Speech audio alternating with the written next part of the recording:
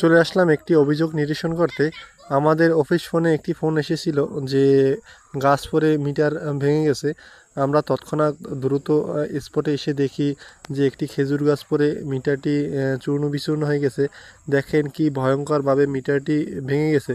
আসলে কি বলবো, আপনাদেরকে আমি সবসময় বলে থাকি, আপনারা যা কিছু করেন না কেন, বিদ্যুৎ কিন্তু অসচেতন হলে হবে না। আপনাদেরকে অবশ্যই সচেতন হতে হবে। বিদ্যুৎ কাউকে ছাড় দেয় না, বিদ্যুৎ কাউকে চিনে না, বুঝে না।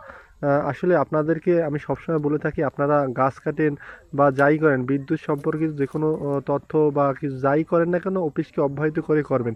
দেখেন, এখানে যদি গ্রাহক গাছ কাটার জন্য আবেদন করতো, আমরা এসে এই সার্ভিস জব তারটি খুলে দিয়ে দিতাম, সেই গাছ কাটতো, পরে লাগিয়ে দিতাম, তার সামান্য কিছু টাকা খরচ হতো।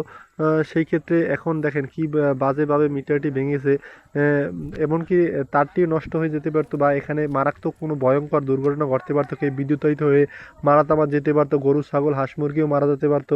আসলে কি বলবো, আপনার আসলে সবার সচেতন হতে হবে, বিদ্যুৎ কি বুঝতে হবে, জানতে হবে। আসলে এখানে আপনারা দেখতে পাচ্ছেন, আমরা মিটারটি সার্ভিস ড্রপটি টেনে পুনরায় আটকে দিচ্ছি এই ঘরের সাথে, যাতে করে পরবর্তীতে তার সংযোগটি দেওয়া যায়। আমরা এখন এখানে তারটি টেনে পোলে ডিসি করে রাখবো, তারপর লাইনটি চালু করব। আপনারা দেখতে পাচ্ছেন যে মিটারটি খুবই বাজেভাবে পুড়ে গেছে। আপনাদেরকে সবাইকে আমি বলবো একটি কথাই, যে আপনারা বিদ্যুৎকে অবহেলার পাত্র মনে করবেন না। অবশ্যই বিদ্যুৎ খুবই সেনসিটিভ বিষয়, এটি সবাই মাথায় রাখবেন।